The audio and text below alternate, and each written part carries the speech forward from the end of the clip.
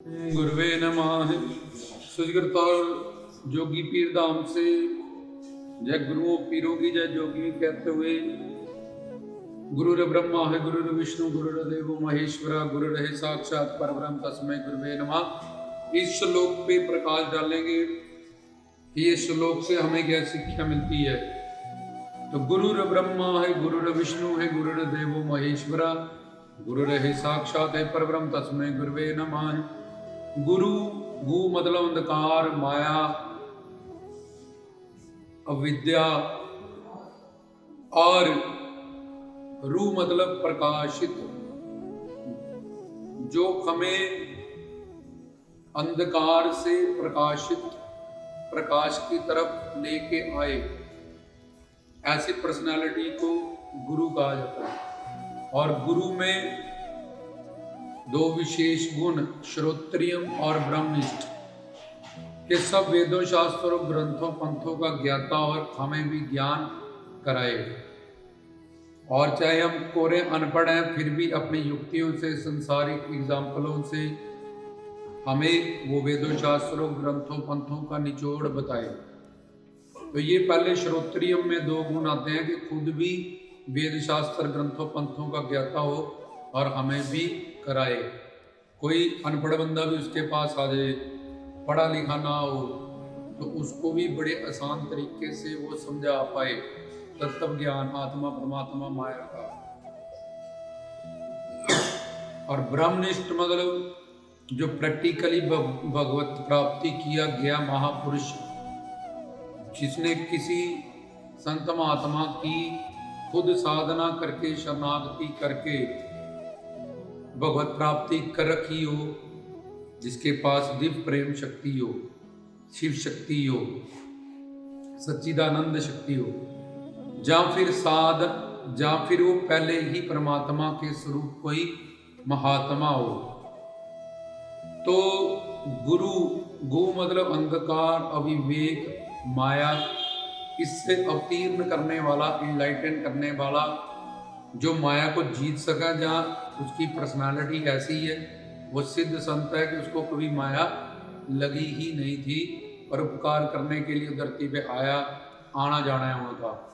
तो ऐसी पर्सनालिटी जिसको तुमने चुन लिया अपने जीवन में प्रकाशित होने के लिए, 84 लाख योनियों से निकलने के लिए, माया से मिलने वाले सब दुखों को मिटाने के लिए, तो वो तुम्हारे गुरु आए हैं। तो गुरुर ब्रह्मा है। अब हम देखते हैं ब्रह्मा कमल के फूल पे बैठा है। देखो बहुत सारे संत मीरा के टाइम थे सब संतों को नमस्कार किया, लेकिन उसके काम उसके अपने गुरु रविदास जी ही आए। और उस टाइम पे कबीर जी भी थे। पहले वो कबीर जी के पास गए थे, उन्होंने बोला मैं नहीं, रविदास जी से, वो दोनों एक ही गुरु के चले थे रामानंद के, उससे तो तेरा उद्धार होएगा, उससे तेरा कल्याण होएगा। और उनको भी बोल दिया कि ये रानी है पहले मीरा, देख लेना इसको किस हिसाब से। उसकी परीक्षा ली लोग, उनको उस टाइम पे, वो तो अवतार थे, चमार चले गए, चमारों का गुरु है। चमार होते हैं जिनको चमड़ी का ज्ञान होता है, अवतार होते हैं जिनको भगवान का ज्ञान होता है, अवतरित हों जो माया से जो परे हों। तो गुरु मतलब ऐसी वो पर्सनैलिटी, वो संत, वो पूर्ण हो जिसको तुमने अपना गुरु मान लिया अपने इस 84 लाख योनियों से निकलने के लिए और इस माया को जीतने के लिए। और तुम्हारी जो अज्ञानता अविवेक, इस सब को भगाने के लिए उनको सिलेक्ट कर लिया अपने जीवन में। तो ऐसी पर्सनालिटी का नाम गुरु। अब अगर गुरु पूर्ण नहीं है, श्रोत्रिय ब्रह्मनिष्ठ नहीं है, तो वो खुद भी एक साधक है, तो तुम्हें थोड़ी आगे ले जा तक लगा के वो छोड़ देगा। क्योंकि शास्त्र श्रोत्रिय ब्रह्मनिष्ठ पूर्ण गुरु जितने भी श्लोक कहे गए, या इसका जो अनुवाद करना है, ये सारे पूर्ण गुरु के लिए लिखे गए। तो कलयुग में गुरुओं का अंबाड़ है, हंस जुगेगा दाना कौआ मोती खाएगा, ये रामायण में पहले ही लिख दिया था। और जपजी साहब में भी लिखा है, जे जुग चारे आर जहाँ होर दसोनी होए, ये डेराओं का वर्णन किया हुआ है। कि कलयुग में इतने डेरे बनाए जाएंगे, इतने गुरु हो जाएंगे, पर ज्ञान लुप्त होता जाएगा। शास्त्रों का जो ज्ञान है, वेदों ग्रंथों का, उपनिषदों का, वो धीरे धीरे वो जो कलयुग के गुरु होंगे ज्ञान वो हीन होंगे। ये कलयुग की बताया गया कलयुग के बारे में विडंबना है। अगर पूर्ण गुरु है उसके पास ऐसे शिष्य नहीं। बाबा फरीद के पास जब ज्ञान हुआ उनको, तो उनको 200 साल कोई मिला ही नहीं कि ये ज्ञान मैं किसको दूं, ऐसा काबिल कोई था ही नहीं। तो और जिनके अंदर भूख है, तलब है, प्यास है, उनके पास सही गुरु नहीं, इसको कलयुग कहते हैं। पर फिर भी वेद शास्त्रों ग्रंथों पंथों में जो पूर्ण सतगुरु या कामिले मुर्शद की जो परिभाषा के दो विशेष गुण बताए गए, श्रोत्रियम वेद शास्त्रों ग्रंथों पंथों का ज्ञाता, क्योंकि वेद सबसे पहले सृष्टि की आदि में प्रकट होते हैं, फिर सृष्टि उसके बाद प्रकट करता है भगवान। तो वेद में 100 लाख श्लोक होते हैं, 80,000 कर्मकांड के, 16,000 भक्ति मार्ग के, 4,000 ज्ञान मार्ग के, जिसमें कहीं लिखा है भगवान निराकार है, कहीं लिखा है साकार है, कहीं लिखा है वो साकार भी है, निराकार भी है, कहीं भाव कुछ लिखा है, अर्थ कुछ लिखा है। तो अपनी बुद्धि से कोई भी जीव वेदों का सरलार्थ नहीं जान सकता। ब्रह्मा के आगे भगवान ने, नारायण ने जब वेद प्रकट किए तो ब्रह्मा ने नेति नेति कह दिया कि मुझे भी नहीं ये समझ में आएगी। तो फिर उसने समर्पण किया कि मैं नहीं समझ सकता इसमें क्या लिखा है। तो फिर भगवान उसकी बुद्धि में बैठे, अपनी बुद्धि का उसने सरेंडर किया, तब ब्रह्मा को वेद प्रकट समझ आए शरणागत होने के बाद। तो फिर उसके बाद पहले उसने 3000 साल तप किया कि मैं को जानूं समझूं, लेकिन कुछ रिजल्ट तक नहीं पहुंचा वो। तो एंड में उसने शरणागति की, हरि गुरु भगवान की, नारायण की, कि मेरे बस का नहीं रोक। तो फिर ब्रह्मा जी को ज्ञान मिला, फिर उन्होंने आगे सृष्टि रचना या एक एक ब्रह्मांड के अलग अलग ब्रह्मा विष्णु शंकर होते हैं, ये प्रोसेस शुरू हुआ। तो जो ब्रह्मा आदि पुरुष हैं उनको ही नहीं ज्ञान हुआ भगवान के बिना, गुरु के बिना, शरणागति के बिना, तो मनुष्य को कैसे हो जाएगा। तो इसलिए वो वेदों से भी शास्त्र, फिर पुराण, स्मृतियां, उपनिषद और सारे ग्रंथ आगे आगे आगे बनते रहे। तो अब गुरु का जो पहला गुण है, गुरु ब्रह्मा है। अब ब्रह्मा जी 4 मुख से हैं, 4 बाजू हैं, इसका मतलब 4 वेदों का जो ज्ञाता है। कमल का फूल मतलब उसकी बुद्धि में ब्रह्म ज्ञानी है, वो इतना विवेक है, जो ईश्वर के पास विवेक है, ज्ञान है, वही ज्ञान उसने उस पर्सनैलिटी गुरु को दिया हुआ है। अगर वो पूर्ण है, अगर वो वास्तविक है, तो जो साधना करता है, भक्ति करता है भगवान की, और वास्तविक गुरु को जाके समर्पण शरणागति करता है, तो नीचो ऊंच करे मेरा गोविंद लिखा है, तो भगवान उसको अपनी सारी शक्तियां दे देता है। सिर्फ सृष्टि को प्रकट करना, उसकी रक्षा करना, प्रलय करना, या फिर जीवों के कर्मों को नोट करना, किस्मत बनाना, प्रारब्ध बनाना, उसको भुगवाना। पर जीव के ये किसी काम के नहीं है, ये दोनों काम। उसको तो अपनी भगवत प्राप्ति, संसार बना के, रक्षा करके, नष्ट करके जीव क्या करेगा। या फिर कर्म नोट, कोई अच्छा कर्म तो करता नहीं, कोई कहीं रेप हो रहा है, कहीं करप्शन हो रही है, कोई झूठ, निंदा, चुगली, ये भी जीव के किसी काम का नहीं। तो जो काम भगवान ने दो ब्रह्मा विष्णु शंकर को नहीं दिए, महात्माओं को नहीं, वैसे भी उनके काम के नहीं है। तो जीव को तो अपनी भगवत प्राप्ति करके अपने सच्चिदानंद स्वरूप को जानना है और 84 लाख से निकलना है। तो इसलिए उसके काम गुरु आते हैं, उसका स्वार्थ और परमार्थ गुरु से सिद्ध होता है। भगवान तो सर्वव्यापक भी है, अंदर भी बैठे हैं, आत्मा में परमात्मा, परमात्मा में आत्मा, और अवतार लेके भी आते हैं, तब भी जीव का कोई कल्याण नहीं होता, कोई फायदा नहीं होता। लेकिन जीव का कल्याण गुरु के हाथों, उसका स्वार्थ और परमार्थ गुरु से जुड़ा है, इसलिए गुरु का दर्जा बड़ा है। लेकिन गुरु ने भी तो भगवान से ही भक्ति शक्ति सब कुछ पाई है, तो गुरु को भगवान ने अपनी सारी शक्तियां दी होती है ये दोनों कामों के अलावा, और ये दोनों काम जीव के काम आने वाले नहीं है। तो अब बात हुई गुरुर ब्रह्मा। अब ब्रह्मा जी के पास वेद है और कमल के फूल पे बैठे हैं।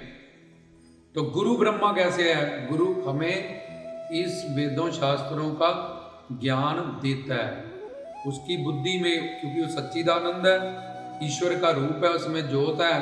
तो इसलिए भगवान के पास जो ज्ञान है वो उसने गुरु को दे दिया, जो आनंद है वो उसने गुरु को दे दिया कि जो जीव तेरे शरणागत हो अमात्मा और परमात्मा में, उसको तुम ये सब दान करो, सत शक्ति, चित शक्ति, अनंत शक्ति या स्वरूप शक्ति का। तो गुरु ब्रह्मा के गुरु के पास वो चारों वेदों शास्त्रों उपनिषदों का ज्ञान है, इसलिए गुरु को ब्रह्मा कहा। अब ब्रह्मा जी तो आएंगे नहीं उसको ज्ञान देने, तो माया के अधीन है। और अगर आ भी जाए, रामकृष्ण का अवतार हुआ ही था, तो तब हमारा भी तो जन्म हुआ ही होगा सब संसार। तो तुमने क्या फायदा लिया? उनसे बोले ले ये कृष्ण ऐसे, जब देखो गोपियों के पीछे घूमते हैं, ऐसा करते हैं, ये भगवान है।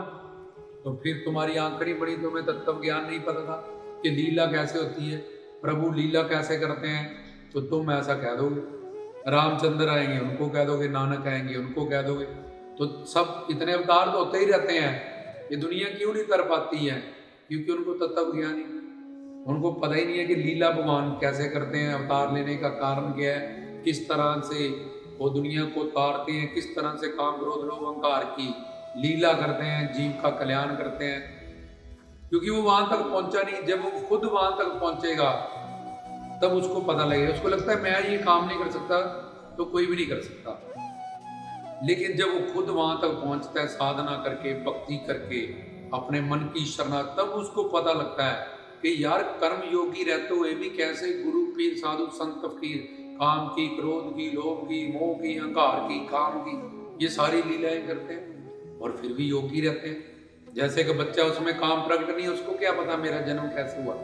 जब 15-20 साल का होगा, काम प्रकट हो, समझ आए कि हाँ इस तरह से मेरे मम्मी पापा की शादी, अब मुझे प्रैक्टिकल ऐसे ही साधना करके, तत्व ज्ञान करके, सुन के पता लगता है कि गुरु ब्रह्मा कैसे है, ये ऐसी लीलाएं कैसे करते हैं। नानक कबीर फरीद उस क्लास में जाके वकील बन के पता लगता है कि कैसे लड़ना। तुम बोला मैं भी कोट पहन के लड़ लेता हूँ, तो तुम हरा दोगे उस बंदे को, फांसी करवा दोगे। डॉक्टर बन के ही पता लगेगा ऑपरेशन कैसे, बोला मैं भी जरा कोट पहन के देख के आऊँ, तो मार दोगे बंदा अंदर जाके। इसलिए गुरुओं पीरों संतों फकीरों के काम में बुद्धि चलाना अनधिकार चेष्टा माना गया। संत महात्माओं पे, उनकी क्रियाओं को, उनके वचनों पे बुद्धि चलाने वाले को नामा अपराध लगता है, गुरु दोष लगता है, उल्टा कुंभी नरक मिलता है। तो बात करनी है कि गुरु ब्रह्मा है, क्योंकि गुरु हमें वो ज्ञान देता है। हम खुद क्यों नहीं ले सकते ज्ञान? क्योंकि हमारी मानवीय बुद्धि है, माया के अंडर है। तो अपनी बुद्धि से जो ज्ञान पाएंगे वो भी माया के अंडर होगा। और गुरु के पास सर्वज्ञ बुद्धि है, ईश्वर की दी हुई बुद्धि, उसकी ज्योत है उसमें। तो इसलिए गुरु की बुद्धि से ही हमें गीता में, रामायण में, ग्रंथ में, वेदों में, शास्त्रों में, पुराणों में, उपनिषदों में, श्रुति प्रस्थान, स्मृति प्रस्थान, इन सब में क्या लिखा है ये पता चलेगा। क्योंकि उसकी बुद्धि में माया के 3 गुण, 4 दोष, 5 क्लेश नहीं है। इसलिए गुरु ब्रह्म है, उसके पास ब्रह्म बुद्धि है, भगवान वाली बुद्धि है। 4 मुख, 4 वेदों हाथ में पकड़ रखे हैं और कमल के फूल पे बैठे हैं, उसका मतलब वो ब्रह्म ज्ञानी है। उनके पास ब्रह्म ज्ञान है, उनके पास भगवान की वो सारी शक्ति है जो भगवान के पास है। सिवाय ये 2 काम वो नहीं करते, वो हमारे किसी काम के भी नहीं है। कर्म नोट करना लोगों के, सृष्टि के, हम क्या करेंगे ये सब करके। तो अगर हम उस रूप में मानेंगे तो फिर ये ज्ञान नहीं देंगे, फिर हमें प्रवचन नहीं देंगे, बोलेंगे गुरु के पास जाओ। तो इसलिए गुरु ब्रह्मा, गुरु हमें ज्ञान देता है। गुरु विष्णु दिए हुए ज्ञान की वो रक्षा करता है, और जो ज्ञान बचा है उसको देने की जिम्मेवारी लेता है। जो उस ज्ञान के हिसाब से चलते हैं उनकी वो रक्षा करता है, और बचा हुआ ज्ञान सचखंड सतलोक इस माया से निकालने की जिम्मेवारी लेता है, जो उसके शरणागत जीव है उसकी शरण में है, और जो भक्ति लाइन में आ जाते हैं उनको रोटी कपड़ा मकान विजकता था कि अब ये छोड़ आया भाई सब कुछ अपने अधीन हो गया, डेरे के या अपने आश्रम के या गुरु भक्ति के, अब इसने भगवत प्राप्ति करनी है, इसके लिए इसको जिन्ना रोटी कपड़ा मकान चाहिए वो भी प्रोवाइड करता है, तो वो रिज्क दाता भी। और हमारे अंदर बैठ के वो हमारी रक्षा करता है कि ये इतना ज्ञान इसको मिल चुका है, ये समर्पण है, शरणागति में, हुक्म में है, इसका पतन ना हो साधना का, उसको रोज रोज तत्व ज्ञान, आगे से आगे आगे से आगे आगे। ये माया इतनी प्रभावशाली है, 1 मिनट में बड़े बड़े ऋषियों को भ्रष्ट कर देती है। तो गुरु को विष्णु कहा गया, विष्णु के हाथ में गुर्ज है, गुर्ज मतलब सत्य, विष्णु के हाथ में सुदर्शन चक्र है मतलब सर्वव्यापक, विष्णु के हाथ में कमल का फूल है मतलब ज्ञान, और विष्णु के हाथ में सच्चिदा आनंद शंख है, आनंद है, शंख का मतलब आनंद, गुर्ज का मतलब सत्य, और कमल का मतलब चित्त, और सुदर्शन चक्र का मतलब सर्वव्यापक। तो सच्चिदानंद भगवान जो सर्वव्यापक है, विष्णु गुरु उसका रूप है, क्योंकि उसके अंदर वो सच्चिदानंद भगवान प्रकट, इसलिए गुरु विष्णु। वो सुदर्शन चक्र चला के हमारी रक्षा के तक ठोस ज्ञान से हमें जोड़ता है, हमारी बुद्धि में विवेक प्रदान करता है, हमें आनंद देता है। तो ये 4 भुजाओं में जो 4 पकड़े हुए सच्चिदानंद स्वरूप दिखाया हुआ है, और शेषनाग के नीचे बैठे हैं विष्णु। विष्णु इस विश्व की रचना कैसे हुई ये ज्ञान देता है, और उस ज्ञान से जुड़ के हम इस जन्म मृत्यु के डर से निकल जाते हैं। तो इसलिए वो शेषनाग के नीचे लेटा है कि जिसके पास ज्ञान है उसको पता है कि जन्मना मरना तो शरीरों का काम है, मैं तो एक दिव्य आत्मा हूँ, अपना जीवन सफल करने आई हूँ, मानव चलो यहाँ भी गुरु के साथ रहना, मुझे आगे परलोक भी गुरु के धाम में ही जाना, अपा क्या लेना संसार से, नहीं सबसे, ये तो अपने अपने स्टेशन पे उतरने वाले हैं सारे, और आगे कोई नहीं जाएगा अपने अपने, सिर्फ यही लोग परलोक गुरु ही अपना सहायक होगा, वही यमदूतों से बचाएगा, वही नरकों से बचाएगा, वही अपने धाम में ऊपर जाके भगवान बोलेगा ठीक है, जिस गुरु से तूने ज्ञान प्राप्त किया, जिसकी सेवा की, उसका ये दाम था, तो जाओ उस दाम में तुम्हें जगह दी जाती है तुम्हारे गुरु के चरणों में, क्योंकि उसने ही ब्रह्मा विष्णु शंकर भगवान का काम किया, हमने तो कुछ किया ही। इसलिए गुरु भगवान का रूप है, गुरु ब्रह्मा विष्णु शंकर का रूप है, तुम्हें अपने गुरु के धाम में उनके चरणों में यहाँ पे जगह दी जाती है। तो इसलिए वो नीचे तन मन धन से सेवा देगा हमें, और सेवादार बनाएगा, मन शुद्ध करेगा, ज्ञान देगा, यहाँ भी यही लोग परलोक भी हमें उसी से हमारा स्वार्थ और परमार्थ सिद्ध होने वाला है। 28 नरकों से जब निकलेंगे तो वही हमें वहाँ बचाएगा, वही हमें ले जाएगा अपने विमान पे बिठा के अपने साथ, जब हम उसके समर्पित होंगे, उसके कहने में होंगे, तो नामापराध गुरु दोष से युक्त नहीं होंगे। तो गुरु रे विष्णु, क्योंकि गुरु सच्चिदानंद स्वरूप है, विष्णु से वो रक्षा करता है, और जो उसके अनुकूल है उसके प्रतिकूल कभी सोचता भी नहीं है। करना तो क्या, भगवान बोलेगा यार गुरु ये रूप में तेरा कल्याण होना है, मैं तुझे मिला हूं, और तू इनके ही खिलाफ यार सोचता है, और चाहता क्या है, रहमत, कृपा, इनका प्रेम, इनकी करीबी, इनका शब्द स्पर्श रूप रस, और इनके खिलाफ चिंतन करता है। इसलिए गुरु तो मुझसे बड़ा है, अब तू ले, मैं तुझे देखता हूं कैसे तू लेता। गुरु संतों फकीरों के खिलाफ जाके कैसे तू, कौन तुझे देगा, ब्रह्मा विष्णु शंकर सब अपने अपने पीठ मोड़ लेंगे कि भाई ये तो गुरु का निंदक, गुरु के खिलाफ बोलता है, जब सुनता है, इसको तो तीनों लोकों में कहीं तो ही नहीं। दुर्वासा ऋषि पे चक्कर चला दिया अमरीश पे, तो विष्णु जी के वो भक्त थे, चक्कर वापिस आ गया, और वो दौड़े भागे, बोला ये मेरे भक्त हैं, इनसे माफी मांगो पहले, फिर चक्कर रुकेगा। ब्रह्मा विष्णु शंकर ने भी सहायता नहीं की। वो तो संत गुरु के खिलाफ सुनता और बोलता है, उसको कौन बचाएगा।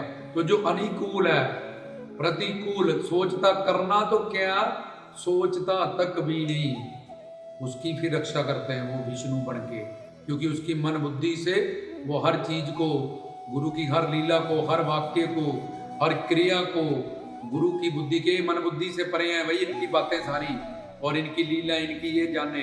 हम तो मायावी जीव है, हमें क्या पता क्या लीला हो रही। रुक्मणी को बोला कि तुम नहीं जाते वहां, बोले मेरा तो जो पति है वो लीलाधारी, क्या पता किस वक्त क्या लीला में हो, मैं ऐसे ही अपना दिमाग खराब करूँ, जब लोड होएगी आ जाएगा। तो हम नहीं उसके मैटर डालते, अपने बस की बात नहीं, मन बुद्धि इधर उधर खराब करती है, और उल्टा प्राप्त तो क्या होना, जो मिला वो भी गवाता रहता है। तो गुरु विष्णु है, क्योंकि वो हमें ज्ञान देता है। फिर इस तरह से जो नानक, कबीर, फरीद, राम, कृष्ण इनसे अपनी बुद्धि का जुड़ाव रखते हैं, तो उनकी वो रक्षा करता है, संसार में भी हमारी रक्षा करता है, और दिए हुए ज्ञान की जिम्मेवारी लेता है, और हमें सचखंड तक ले जाने की, माया के लोक से परे ले जाने तक की जिम्मेवारी लेता है। और हमें जब हम भक्ति की लाइन में आ गए, रोटी कपड़ा में रिज़्क जितना चाहिए, जो फालतू है, जैसे फालतू जोड़ रखा है 1 करोड़ दंड मिलता है, इनकम टैक्स वाले कहते हैं भाई ये गैर कानूनी है, इतना टैक्स भर। भगवान कहता है 2 रोटी खानी थी तूने, 1 मंजा चाहिए था, 1 कमरा, ये इतना क्या तूने जोड़ के रखा है, चल दुख दलिद्र गरीब बन। तो दे आया बच्चों को, बीवियों को, ठीक है, पर भगवान के लिए क्या दे गया, दान क्या करके है, ये बता। अपना आगा संवारने के लिए कितना दान किया, नहीं किया, चल उनको रहने दे। दे आया जो तू बन दुख दलिद्र गरीब भूखा मर, क्योंकि भगवान का हिस्सा भी नहीं तूने दिया, दान भी नहीं किया तूने, तो उनके लिए दिया उल्टा, और तेरे बच्चे बिगड़ जाएंगे अब कि बाप इतना कुछ छोड़ के तो गया हुआ, क्या लोड़ है कुछ करने की, मजे मनाओ, डिस्के कोको कोला कोक पियो, डिस्को में जाओ, घूमे, कितना पैसा खुला पड़े। तो तू तो बिगाड़ के है अपनी संतान को पीछे, और ज्यादा उनके लिए रास्ते खोल दिए तूने बिगड़ने के लिए। फिर कहता है मेरे बच्चे संस्कारी नहीं, तो उन्होंने मेहनत से जब पाया ही नहीं, समझा ही नहीं, उनको उसकी कदर नहीं होगी। तो गुरु ब्रह्मा गुरु विष्णु, क्योंकि बहुत सारी बातें इससे जुड़ती हैं जिससे हमें और ज्ञान मिले। ये जो प्रवचन है हम बार बार कहते हैं, उन साधुओं के लिए बाबा पौना हरि लखदाता जी के हुक्म से, जो आध्यात्मिक दुनिया में अपने जीवन को सफल करने के लिए चले हुए हैं और बहुत गहरा सोचते हैं धर्म को, आत्मा को, परमात्मा को, ज्ञान को। गुरु ब्रह्मा गुरु विष्णु गुरुदेव महेश्वरा। तो गुरु महेश शंकर जी क्या करते हैं, प्रलय करते हैं। ऐसे ही गुरु हमारे अंदर का अज्ञान, अविवेक, शंकाएं, इन सब का नाश करते हैं अपने ज्ञान से। गुरु को जानना है तो उनसे ही उनके बारे में पता चलेगा, उनका तत्व ज्ञान उनके प्रवचनों से, कि किस तरह से उनके वाक्य, उनकी क्रियाएं, उनके कर्म योग, उनकी परमहंस पर्सनालिटी किस तरह से दिव्य अलौकिक होते हुए भी हम में रह रहे हैं, हमारी तरह ही सारा बिहेव करते हुए भी वो हमसे अलग हैं, उनके पास इतना ज्ञान कैसे है। तो हमारी संख्याएं, डाउट्स और हमारी 84 लाख योनियां, शंका, अविवेक, अज्ञानता, इसका वो नाश करते हैं शंकर के रूप में। इसलिए गुरु ब्रह्मा गुरु विष्णु गुरुदेव महेश्वरा। अब गुरु है साक्षात परब्रह्म। साक्षात मतलब कि प्योर, एक के ही 2 रूप। पर मतलब पर होता है तत्व, जैसे ये 5 तत्व बनाए गए, जिससे ये 5 तत्व प्रकट हुए उसको पर तत्व कहते हैं।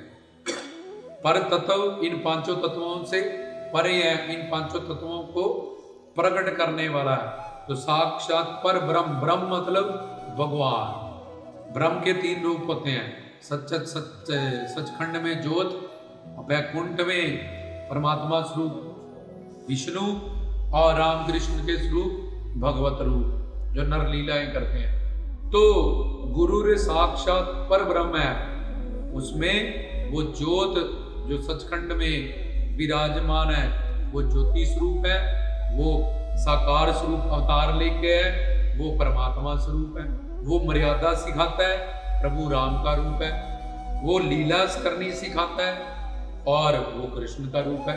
इसलिए वो साक्षात पर ब्रह्म है।